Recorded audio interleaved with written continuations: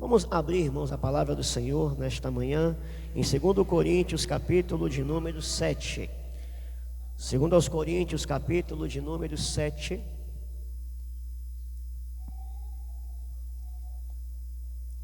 Nós iremos ler o versículo 1 e o versículo de número 2. 2 Coríntios, capítulo 7, versículo 1 e versículo 2. Diz assim a santa e poderosa palavra do Senhor: Ora, amados, pois que temos tais promessas, purifiquemo-nos de toda a imundícia da carne e do espírito, aperfeiçoando a santificação no temor de Deus. Recebei-nos em vossos corações, a ninguém agravamos, a ninguém corrompemos, de ninguém buscamos o nosso proveito. Irmãos, podem sentar-se nessa manhã. Como eu disse ontem, irmãos, estas mensagens, ou aquela mensagem de ontem, ela teria continuidade. E nós ontem ficamos com o objetivo de responder a uma pergunta a respeito de que como nós iríamos nos comportar diante da situação presente que nós estamos vivendo, momentos de dificuldade, de luta e de perseguição. Nós perguntamos ontem o que nós iríamos fazer na nossa era, na nossa época. E nós podemos aqui ontem responder que, apesar de tudo que nós estamos passando, momentos de cumprimento até da palavra de Deus, nós iríamos continuar dando glória a Jesus. Nós iríamos continuar pregando o evangelho do reino a toda criatura. Nós íamos continuar promovendo o que é bom, tanto na esfera social, na esfera individual, e se necessário for, aconselhar, pregar contra leis erradas que querem acabar, irmãos, com a família, a instituição, que é a família base dessa sociedade.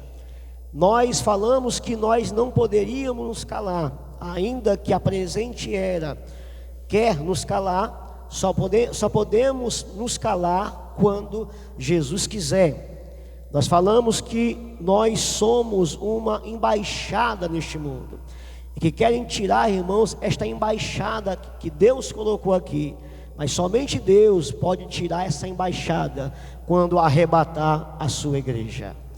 Porém, irmãos, nós falamos também, dando continuidade a esta mensagem, que nós temos nessa manhã um objetivo, um propósito, de como nós iremos fazer essa tarefa. O que temos que fazer, nós já sabemos, é a igreja continuar sendo igreja. Mas como vamos fazer esta missão, é que nós temos o intuito de responder nesta manhã. E ontem nós falamos sobre as dispensações. Tomamos como base a dispensação da lei, pelo qual o homem achava que poderia, de alguma maneira, ser salvo por ela.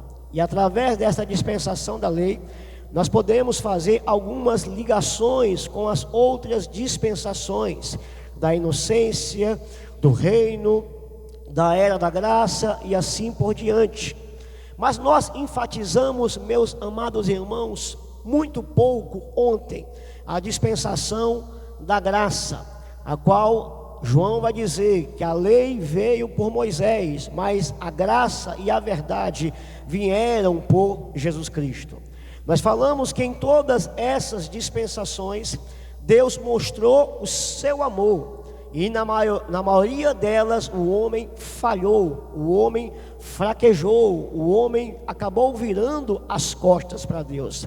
Até para a era da graça, aonde Deus prova o seu amor para conosco, que enviou Jesus Cristo para morrer por nós ainda pecadores. O homem, mesmo vendo esta luz, o homem ainda, irmãos, recusou esta graça na sua grande maioria. E porque Deus, irmãos, quis administrar o tempo da história humana, se apresentando, se manifestando com o seu amor. Porque em primeiro lugar, irmãos, desde que o pecado entrou no mundo, na dispensação da inocência, o homem passou a estar numa situação de condenação. Quando Adão e Eva pecaram, o pecado entrou no mundo e todos os homens passaram a estar condenáveis diante de Deus, ou estar condenados diante de Deus.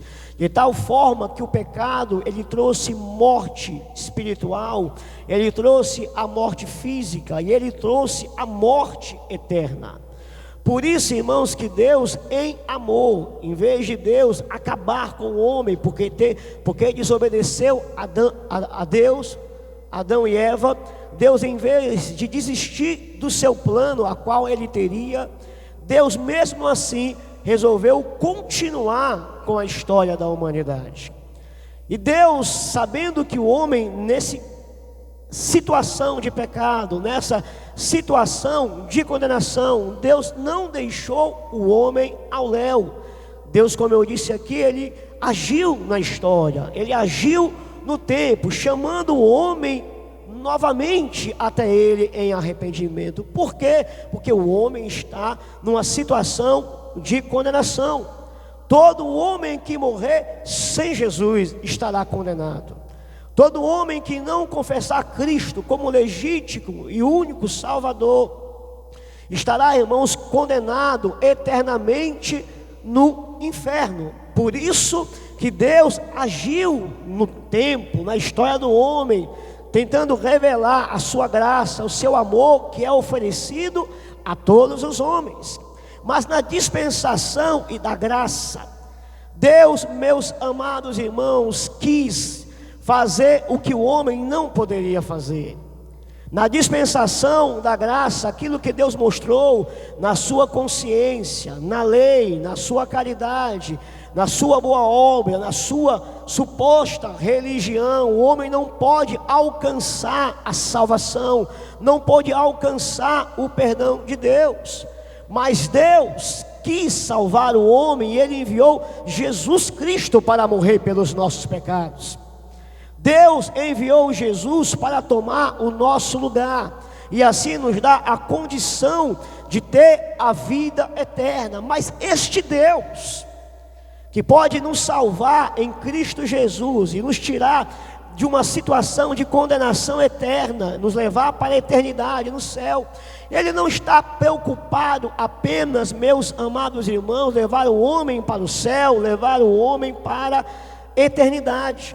Deus também está preocupado com a nossa vida aqui e agora.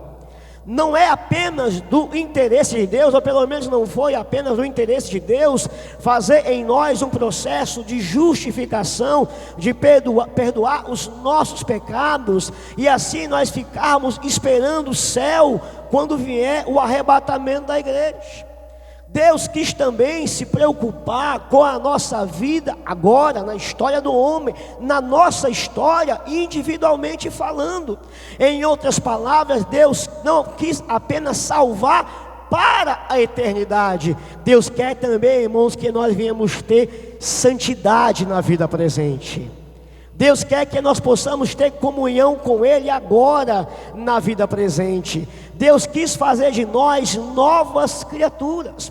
Por isso, meus amados irmãos, nesse processo de perdão, de justificação, em crer em Cristo Jesus, a Bíblia vai dizer que para entrar nesta nova vida é preciso nascer de novo. Há um processo de novo nascimento em nossa vida. E esse processo, irmãos, de novo nascimento é nascer da água, nascer do Espírito, nascer da palavra de Deus. E esse processo de novo nascimento não é o homem ter uma vida reformada, não é o homem ter, meus irmãos, uma vida apenas diferente em alguns aspectos. Na realidade, irmão, nós podemos ver que muitas vezes nós podemos melhorar muitas coisas. Por exemplo, no reino vegetal, o homem pode se aplicar a uma certa planta, a um certo legume, e inventar, irmãos, alguma fórmula da ciência para poder fazer uma planta maior, uma planta mais bonita. O homem pode, por exemplo, arrumar uma fórmula científica da biologia que seja, para poder, irmão, se dedicar a um certo legume e fazer com que aquele legume venha nascer, crescer mais doce, maior, ser algo mais gostoso para se comer, venha produzir mais, mas não vai deixar, irmão, de ser legume, vai ser o mesmo legume. O homem pode se dedicar, por exemplo, a um certo tipo de banana para ficar maior, mais gostosa, produzir mais. Mas por mais que o homem faça por aquele vegetal, pelaquela fruta, pelaquele legume, ainda vai continuar sendo banana, ainda vai continuar sendo fruto, ainda vai continuar, irmão, sendo legumes. Da mesma forma, irmão, no mundo animal, o homem pode olhar para um cachorro, pegar um cachorro, um gato e criar como um animal de estimação. E ele pode até dar nome de gente a um animal, pode dar o nome de Pedro, de João ao animal, dar sobrenome ao animal, ele pode tratar o animal como uma pessoa, conversar como uma pessoa com aquele animal, ele pode pôr roupa no animal, pode vestir, pode entrar na cama com o animal no sentido de viver como uma pessoa comum, mas ainda vai continuar sendo um animal, não vai deixar de ser um animal, vai continuar sendo um animal do mesmo jeito. Da mesma forma, irmãos, o homem, ele pode tentar se melhorar, ele pode tentar falar mais bonito, ele pode se comportar, ser uma pessoa bem requintada, ter uma boa educação, pode ter inúmeros diplomas na sua vida, pode ser uma pessoa que conhece toda a filosofia, toda a ciência, pode ser uma pessoa extremamente inteligente, mas ainda vai continuar sendo um homem natural, que precisa de uma experiência com Deus, precisa de novo nascimento. Por isso Jesus disse, irmãos, é necessário nascer de novo. Não é apenas uma mudança estética, uma melhora, é um novo nascimento. O que é nascido da carne é carne, mas o que é nascido do Espírito é Espírito. É uma experiência, irmãos, a qual Deus quer fazer no homem. Deus quer fazer no homem uma nova criatura. Aliás, todas as passagens que vão falar, irmãos, sobre este novo nascimento, vai dizer, irmãos, que é o querer de Deus fazer isso. Deus quer fazer isso, mas Deus só pode fazer isso quando o homem olha para Jesus Cristo. Vamos ver alguns versículos na palavra de Deus que venham falar sobre esta questão do novo nascimento. Vejamos o que diz a Bíblia em 2 Coríntios, capítulo 5, versículo 17. 2 Coríntios 5,17, está escrito assim: assim que se alguém está em Cristo, nova criatura é, não é uma criatura melhorada, não é uma criatura que apenas foi reformada, é nova criatura. E as coisas velhas se passaram, e eis que tudo se fez novo. Tudo é novo, irmão, na vida daquele que entrega a sua vida a Jesus. Em 1 Pedro, capítulo de número 1. 1 Pedro, capítulo de número 1, versículo de número 23. 1 Pedro 1, 23 diz: sendo de novo gerados, não de semente corruptível, mas da incorruptível, pela palavra de Deus viva, que permanece para sempre. Ou seja, de novo gerados. E essa geração, irmãos, foi pelo poder de Deus. Vejamos o que diz a Bíblia também em Tito capítulo de número 3. Tito 3, a partir do versículo de número 5. Tito 3, a partir do versículo de número 5. Vamos ler a partir do versículo 3. Tito 3, 3. Porque também nós éramos no outro tempo insensatos, desobedientes, extraviados, servindo as várias concupiscências e deleites, vivendo em malícia e inveja, odiosos, odiando uns aos outros.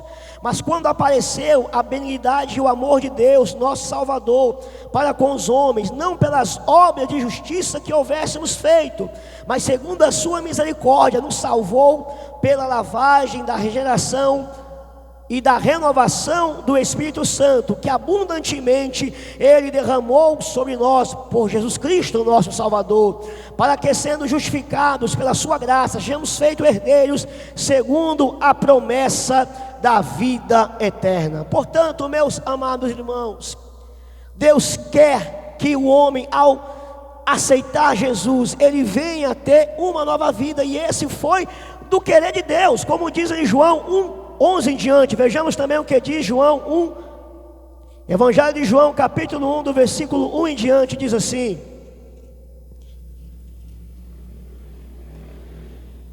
João 1, versículo de número 11 em diante: veio para o que era seus, e os seus não receberam, mas a todos quanto receberam, deu-lhes o poder de serem feitos filhos de Deus, ao que creem no seu nome, os quais não nasceram do sangue, nem da vontade da carne, nem da vontade do homem, mas de Deus, irmãos.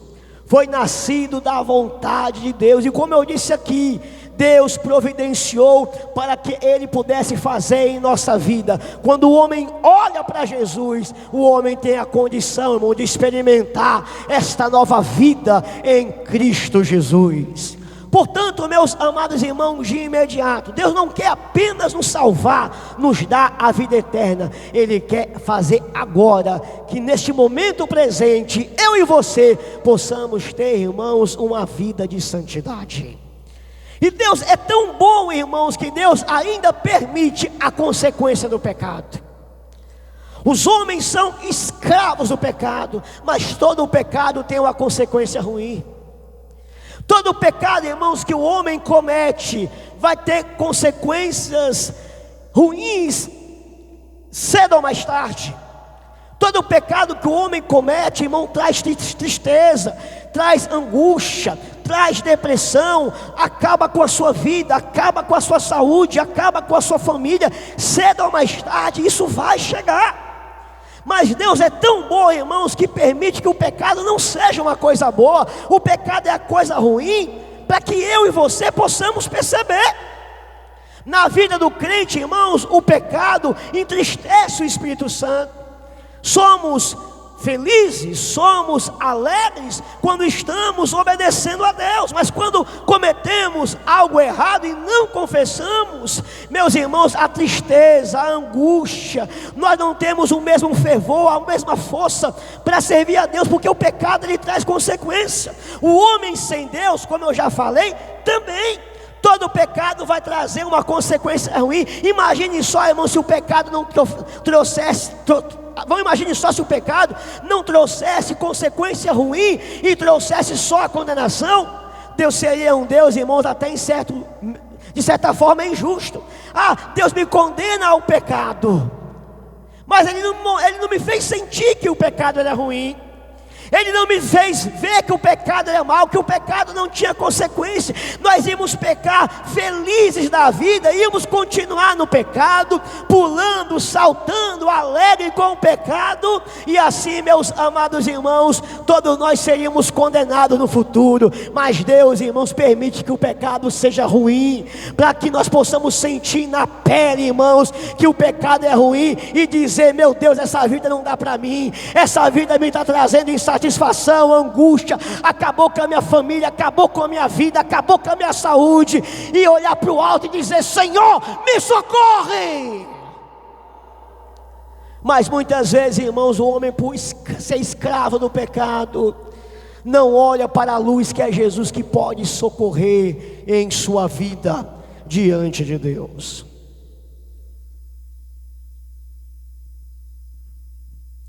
Portanto, meus amados irmãos, é a primeira coisa que nós temos que perceber nesta manhã. Deus não nos salvou apenas para ter a vida eterna.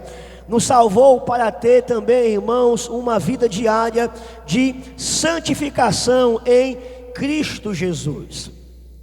A palavra de Deus diz, irmãos, que quando nós aceitamos a Jesus, nesse processo de santificação, que nos leva novamente agora, não apenas a ser nova criatura, nós passamos a ter comunhão com Deus. Outrora nós não tínhamos comunhão com Deus, mas agora Deus nos deu vida espiritual e agora nós temos comunhão com Deus. Nós podemos falar com Deus e Ele nos ouve. E agora, irmãos, um diálogo. Não apenas você fala, Deus fala com você agora.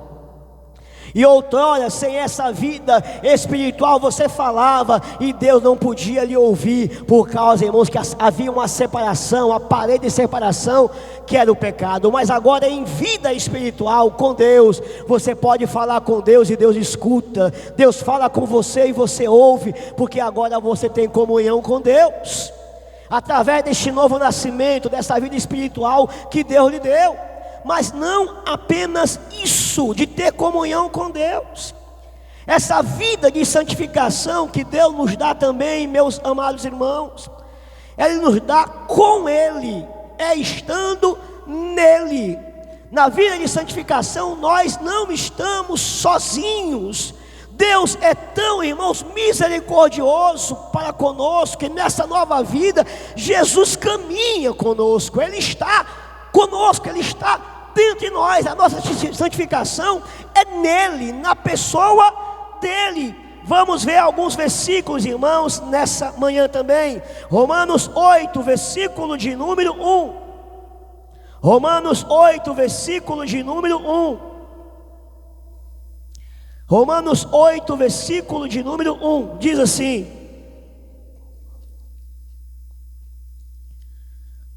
Romanos 8, 1 vai dizer: portanto agora nenhuma condenação há para os que estão em Cristo Jesus, que não andam segundo a carne, mas segundo o Espírito. Ou seja, nós estamos em Cristo Jesus e não andamos segundo a carne, mas andamos nele, em Jesus. Vejamos o que diz também a Bíblia Sagrada em Gálatas capítulo 2.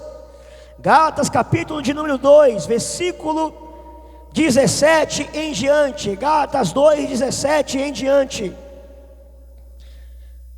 Diz assim: pois se nós que procuramos ser justificados em Cristo, nós mesmos também somos achados pecadores, que é porventura Cristo ministro do pecado? De maneira nenhuma, porque se torno a edificar aquilo que destruí, constitui-me a mim mesmo transgressor, porque eu pela lei estou morto para a lei, para viver para Deus.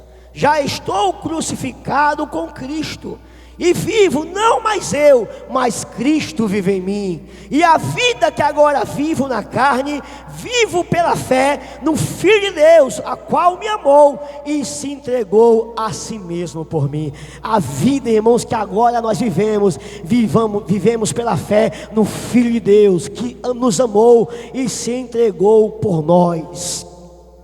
A nossa santificação, a nossa vida, ela é em Cristo Jesus. Portanto, o objetivo que nós temos, irmãos, é viver esta vida, é andar nesta vida de santidade. Como vai dizer Paulo, nós temos que nos considerar mortos para os pecados, mortos para o pecado e vivos para Deus. Vejamos o que diz também Romanos, capítulo de número 6. Romanos capítulo de número 6, a partir do versículo de número 11 e 12. Romanos 6, 11 e 12 diz assim a palavra de Deus: assim também vós considerai-vos certamente mortos para o pecado, mas vivos para Deus em Jesus nosso Senhor. Não reine, portanto, o pecado em vosso corpo mortal, para lhe obedecerdes em suas concupiscências. Portanto, meus amados irmãos, nós temos que nos considerar mortos para o pecado e vivos para Deus. Mas parece, meus amados irmãos, que nós estamos querendo muitas vezes tentar ressuscitar aquilo que já está morto. A Bíblia vai dizer que nós temos aqui nos despir do velho homem e viver o novo homem. Mas parece que a nossa época, a nossa geração cristã tem uma certa intimidade com este velho homem. E em vez de sempre considerar, irmão, morto este velho homem, tem uma certa facilidade, irmãos, de querer ressuscitar o que Jesus já matou na cruz. Por isso nós temos, irmãos, é que considerar realmente morto esse velho homem, e não ter um certo chamego com esse velho homem, a qual Jesus mandou despir. Nós temos que deixar ele, irmão, morto, porque Jesus já matou esse velho homem na cruz. Vejamos o que diz a Bíblia em Colossenses capítulo de número 3. Colossenses capítulo de número 3, do versículo 5 ao 7, diz assim: mortificai, pois, os vossos membros que estão sobre a terra: a fornicação, a impureza, a afeição desordenada, a vil concupiscência, a avareza, que é a idolatria, pelas quais coisas vem a ira de Deus sobre os filhos da desobediência, nas quais também em outro tempo andaste quando viveis nela. Ou seja, mortificai este velho homem que tem, irmãos, esta tendência a praticar essas coisas. O versículo 8 vai dizer também: mas agora despojai-vos também de tudo, da ira, da cólera, da malícia, da maledicência, das palavras torpes da vossa boca. E vai dizer também o versículo 9: não mintais uns aos outros, pois que já vos despiste do velho homem com os seus feitos. Note, o apóstolo Paulo está dizendo: o velho homem está morto, você não tem que se vestir do velho homem, você tem que se vestir do novo homem. Do novo homem é que nós temos, meus amados irmãos. Parece que nós já esquecemos. Parece, irmãos, que nós já perdemos a lembrança do que é o velho homem. O velho homem é contra Deus. A luz veio ao mundo e os homens amaram mais as trevas do que a luz. O velho homem amava as trevas. O velho homem é amante de si mesmo. O velho homem, irmãos, prefere a injustiça do que a verdade, como diz Paulo. O velho homem, irmão, não deseja o que é bom. O velho homem, o seu Deus é o ventre, o seu Deus é as coisas materiais. O velho homem, irmão, deseja as coisas terrenas, mas o novo homem deseja o céu, o novo homem deseja a Deus, o novo homem deseja a santidade, o novo homem deseja a glória do Senhor, o novo homem, irmão, deseja a pátria que está preparada nos céus, como diz Paulo, para cada um de nós. O Deus do velho homem é o vento, e as coisas materiais são as coisas terrenas. Mas o nosso novo homem, irmãos, é pensar nas coisas que são de cima, aonde nós estamos assentados nas regiões celestiais em Cristo Jesus. Portanto, pensai e buscai as coisas que são de cima, diz Paulo. Mas como eu disse aqui, irmãos, parece que não há uma relação com esse novo homem. E isso se torna mais grave, porque a nossa relação com o novo homem é ter uma relação direta com Jesus. Quando temos uma relação com esse novo homem, andamos em obediência, santidade, nós passamos a ter uma relação, irmãos, com Jesus. E a relação da sua igreja com Jesus é como uma relação da noiva com o noivo.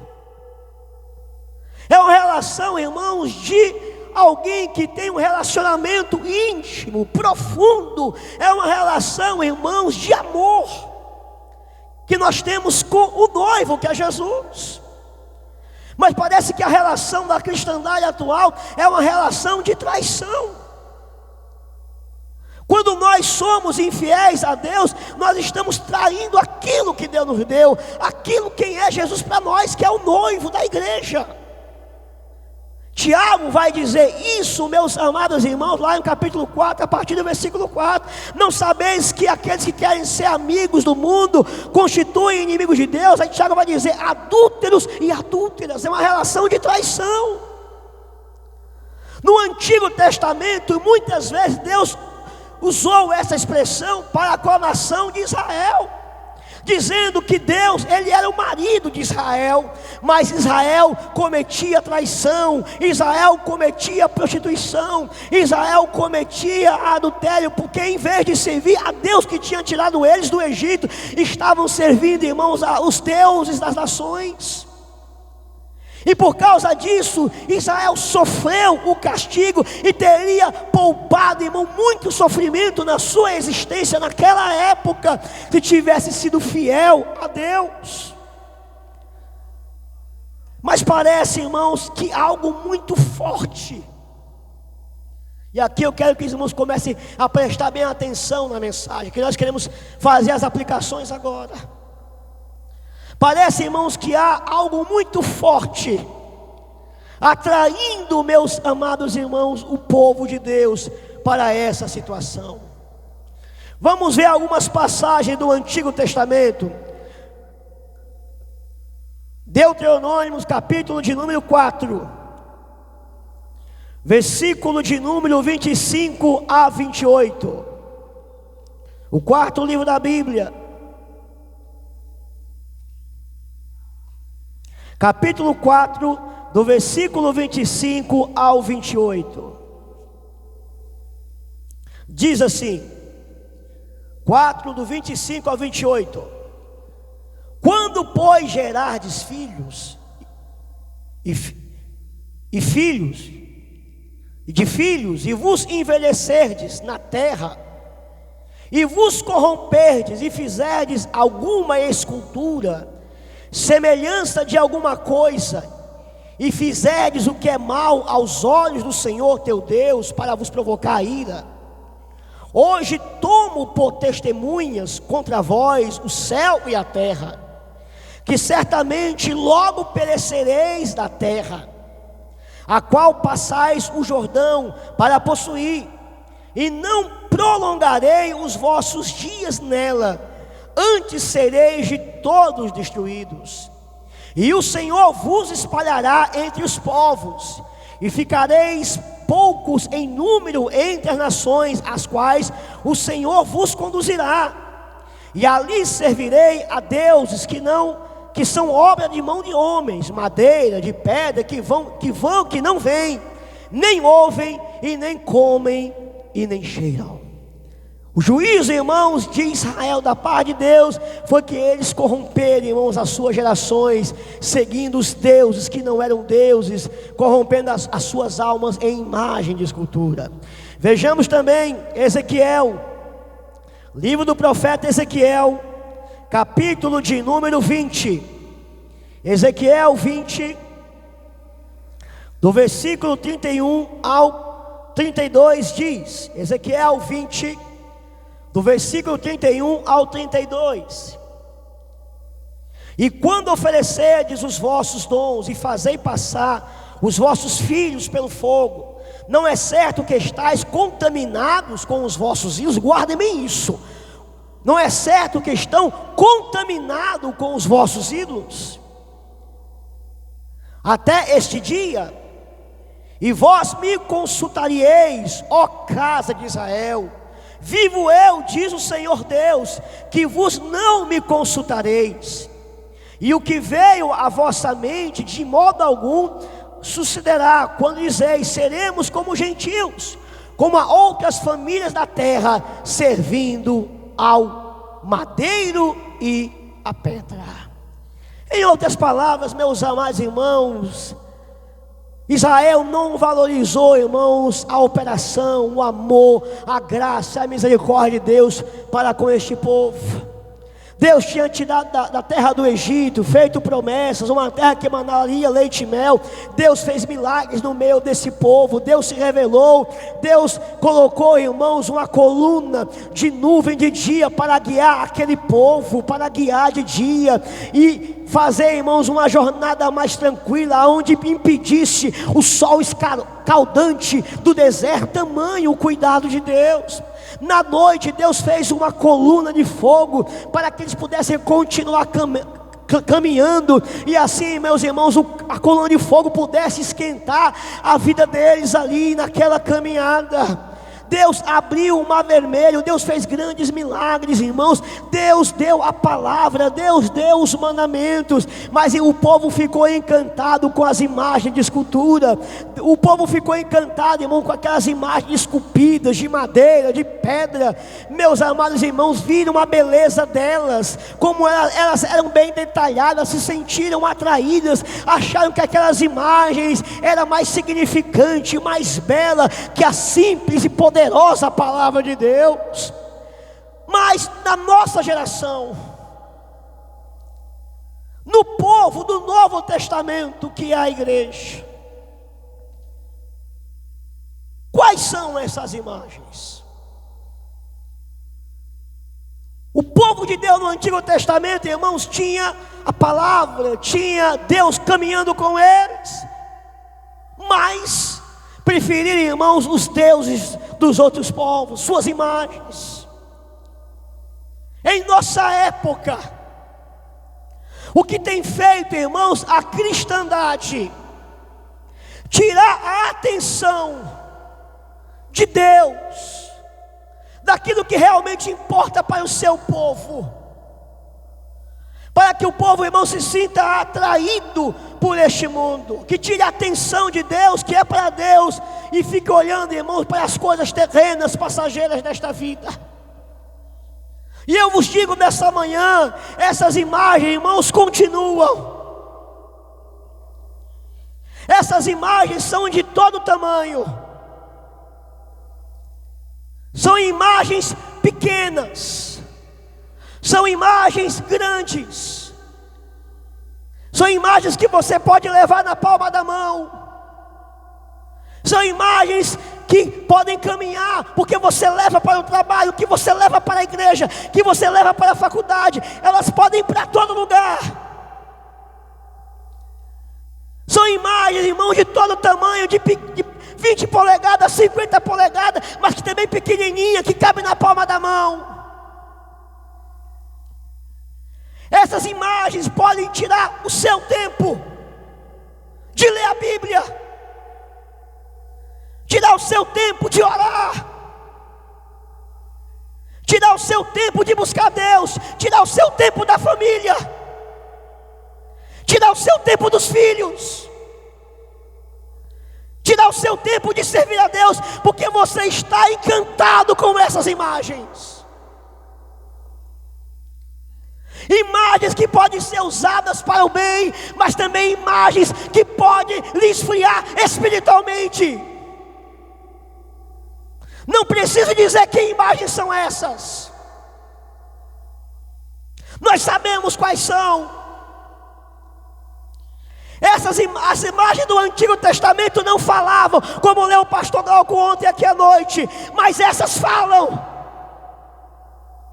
As imagens do Antigo Testamento, irmão, elas não tinham boca, e elas não tinham boca, mas essas têm. Através delas existem modelos sociais, existem pessoas, irmãos, através dela que se tornam modelos sociais, que são pessoas superficiais, que vivem uma vida de pecado. Estão através delas ensinando, influenciando. São imagens que têm milhares de seguidores, e pessoas são influenciadas por ela a ir para o pecado, a serem superficiais também. São modelos para muita gente, influenciam até na hora de votar. como você vai se vestir, como você vai se comportar, como você vai falar, como você vai viver, são imagens que ditam moda. São as imagens atuais. Nessas imagens atuais, você tem o seu pastor online. Nessas imagens atuais, você tem o seu culto online. Nessas imagens atuais, tem até a ceia online.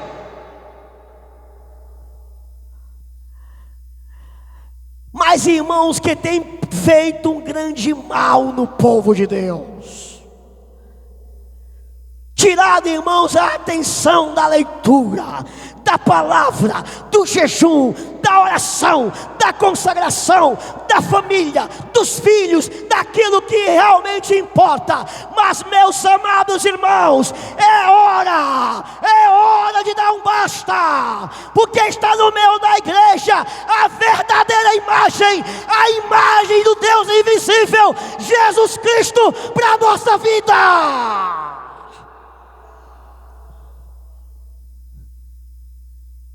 Ou vamos ficar perdendo tempo, deixando, irmãos, de ler, de se preocupar com aquilo que realmente importa. Nós temos 24 horas no dia, 24 horas. 8 horas são para o trabalho, 8 horas, irmãos, para dormir, e sobram 8 horas. E muitas vezes essas 8 horas que sobram, muitos estão nas redes sociais. Não sabem mais o que é uma conversa familiar, muitas vezes. Não sabem mais o que é uma vida de oração, leitura da palavra. 8 horas por dia numa rede social, irmão, durante até você envelhecer e morrer. 8 horas por dia.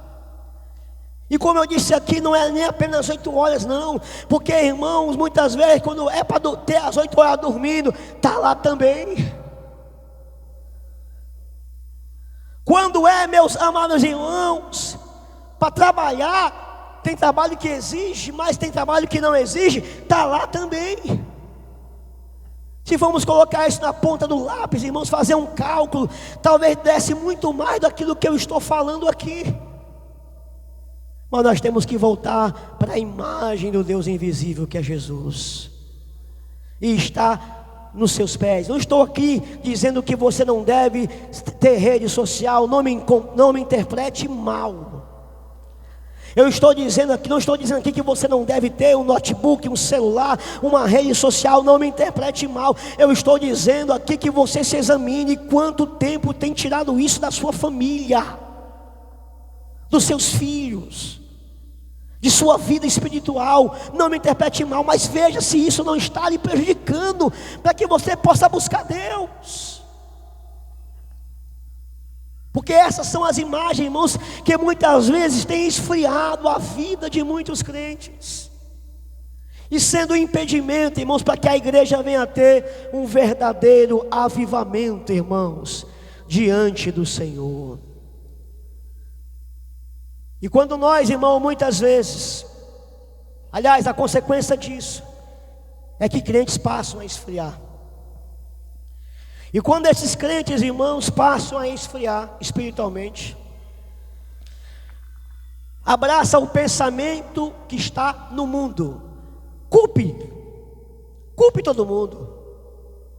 Culpe o seu pastor. Culpe o seu dirigente. Porque a moda do mundo hoje é culpar todo mundo. Todo mundo é culpado, menos você. Aliás, nós vivemos uma geração que não sabe mais pedir desculpas. Vivemos uma geração que quer dar desculpa. As pessoas erram hoje, não querem mais pedir perdão ou pedir desculpa, elas querem dar desculpas porque fizeram aquilo. E a moda no mundo hoje, irmãos, é culpar. Culpe o rico.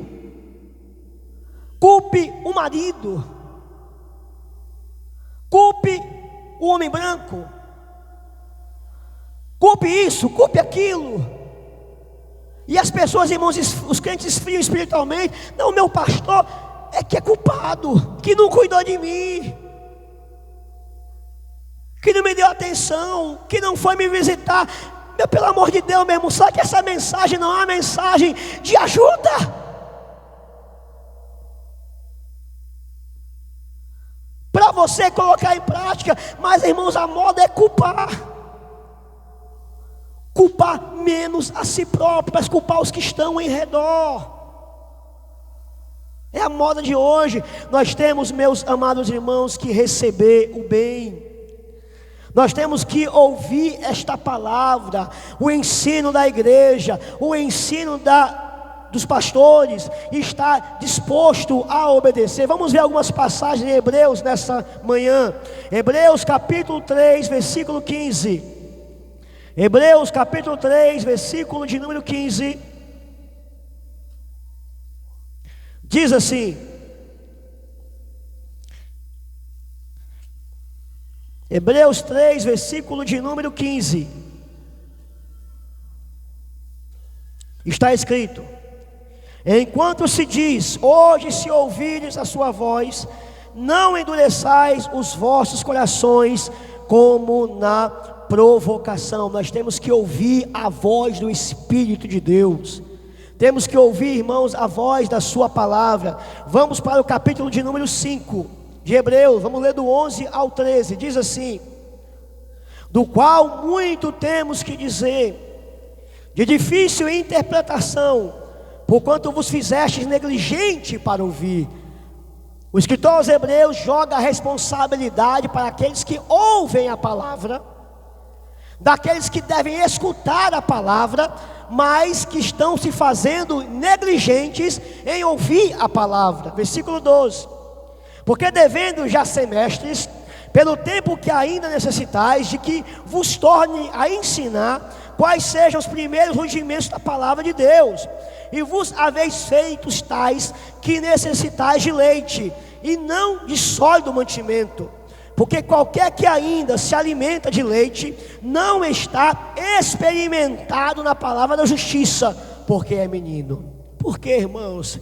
Porque negligenciou o ensino, negligenciou obedecer, se endureceu, recusou aprender a verdade e deixou de ter discernimento, irmão, conhecer o que é bem e o que é mal. Versículo de número 14 vai dizer: mas o mantimento sólido é para os perfeitos, os quais em razão do costume têm os sentidos exercitados para discernir tanto o bem quanto o mal. Hebreus capítulo 2, versículo 1 diz, Hebreus 2, 1: portanto, convém-nos atentar com mais diligência para as coisas que já temos ouvido, para que em tempo algum nos desviemos dela, irmão. Ouça a palavra, escute a palavra, para não esfriar, para não se desviar dela. Não culpe, mas comece a colocar em prática os conselhos da palavra de Deus. Portanto, meus amados irmãos, se é necessário também nos desvincularmos de forma equilibrada, de forma sábia, dessas imagens que têm tirado o nosso tempo do Senhor e da nossa família. E assim, de um modo geral, Deus não quer apenas nos salvar, Ele quer que nós venhamos andar em santidade. E aqui eu entro para o final desta mensagem, para a conclusão. No Antigo Testamento, meus amados irmãos, o rei Salomão, ele falou sobre as raposinhas. E nós sabemos muitas vezes que essas raposinhas, elas são pequenas, elas acabam com a plantação, como diz Salomão, acabam com as vinhas, e elas eram difíceis de caçar. Até se colocassem cães para caçá-las seria difícil, porque elas urinavam, e assim elas conseguiam despistar o faro dos cachorros. E essas raposinhas na Bíblia, elas simbolizam coisas ruins, que são uma coisinha aqui, uma coisinha acolá, que vão minando, irmãos, a nossa espiritualidade, vai também minando a espiritualidade da igreja de um modo geral. Elas são difíceis de detectar, são difíceis de caçar, porque elas podem ser despistadas. E muitas vezes, irmãos, na vida de alguém, pode ter não apenas uma raposinha, mas uma raposada, que é o coletivo de raposinha. Muitas vezes, irmãos, pode ver mais que raposinhas que já estão espalhadas no meio da igreja. E essas raposinhas muitas vezes podem ser a murmuração. Essa raposinha muitas vezes podem ser as críticas.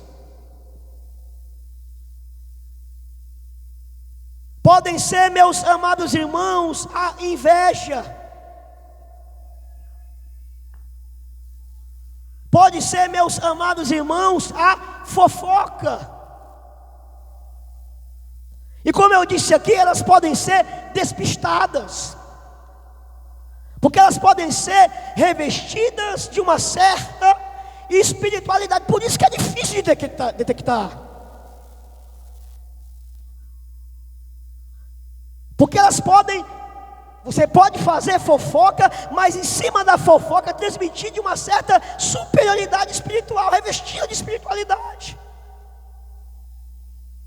Você pode fazer uma crítica a alguém, aparentemente mostrar preocupação de preocupado, de benevolente, mas lá no íntimo, o real motivo não é isso, e ninguém pode julgar. Por isso, irmãos, é difícil de detectar, porque nós não podemos julgar você, você não poderá me julgar.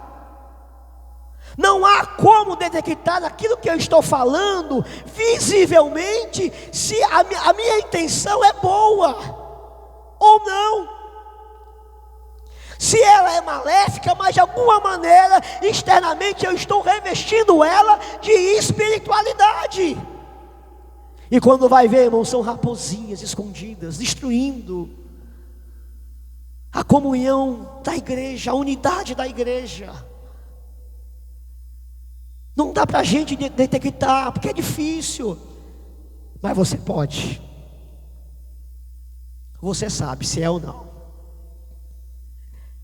Você sabe, você consegue olhar para o seu próprio coração. E você consegue se fazer, irmãos, um auto-julgamento. Meu Deus, essa crítica foi construtiva ou eu tinha outra intenção no meu coração? O que eu passei foi para o bem? O propósito, o objetivo era o bem ou era realmente manchar? Espalhar a desunião, a discórdia e a fofoca. Meus irmãos, se as oposições são difíceis e podem ser despistadas, nós, irmãos, podemos nos examinar, porque o coração é nosso. É nosso. E se nós não conseguirmos fazer como o profeta Davi, Senhor, examina e vê se em mim há um caminho mau, algum caminho mau. E Deus, irmão, nos ajudará a ser plenamente santificados, meus irmãos, puros, com a consciência tranquila na sua santa presença. Mas tem um outro lado, é o lado daqueles irmãos que têm a aparência de espiritualidade. No Antigo Testamento, irmãos, nós temos um evento maravilhoso, que quando Moisés ele subiu no monte para receber as tábuas da lei, dos mandamentos de Deus, ele voltou, irmãos, com seu rosto glorificado. E quando o povo, irmãos, viu o rosto de Moisés, ficou assombrado e teve temor. E viu o rosto de Moisés ali glorificado, ao ponto de que Moisés teve que colocar, irmãos, um véu para cobrir o seu rosto. Mas Moisés começou a perceber, irmãos, que aquela glória, ela ia saindo, ela acabava diminuindo, ela ia diminuindo esta glória.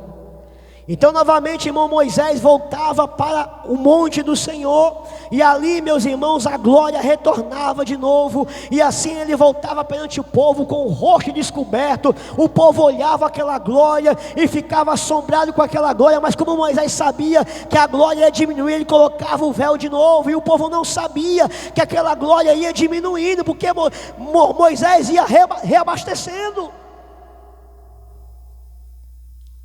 Muitas vezes, meus amados irmãos, em nossa época, podemos estar revestidos, irmão, de uma glória que ela é apenas aparente. Diferente, irmão, das raposinhas, que o crente, a pessoa acaba fazendo mal com essas raposinhas e minando a comunhão e a unidade da igreja, através das raposinhas, que a qual nós não podemos perceber. Essa pessoa, irmãos, que tem a glória aparente, ela não faz mal a ninguém, ela não quer o mal de ninguém, ela não quer fofocar, ela não quer murmurar, ela não quer criticar, ela não faz mal a ninguém, ela só faz mal a ela mesma, porque ela não quer reconhecer, irmãos, que a glória já se foi.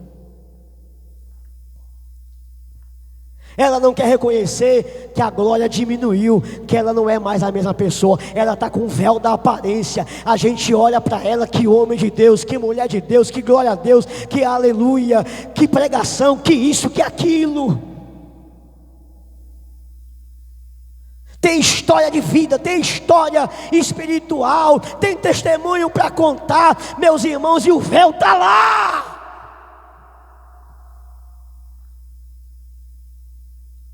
Ela não tira o véu, a gente olha para ela e não vê pecado, não vê erro, a gente tem admiração por ela.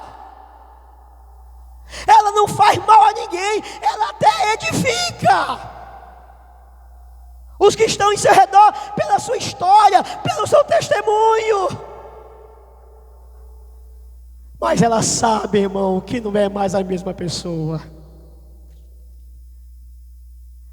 Ela sabe que não é a mesma coisa, não é mais aquela glória.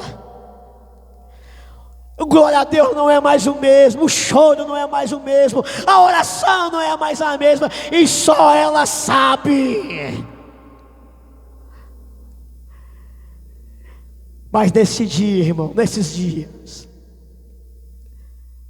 nós queremos fazer bem a nós mesmos também. Nós não queremos só edificar, nós queremos também ser edificados. Nós queremos tirar o véu. Nós queremos tirar o véu diante de Deus. Queremos tirar o véu diante da igreja. E fazer como Moisés, correr para o monte de novo. E voltar cheio da glória, com a vida, irmão, renovada, restaurada, com glória a Deus vivo, chorando, gemendo e recebendo graça sobre graça. Vamos ficar de pé em nome de Jesus.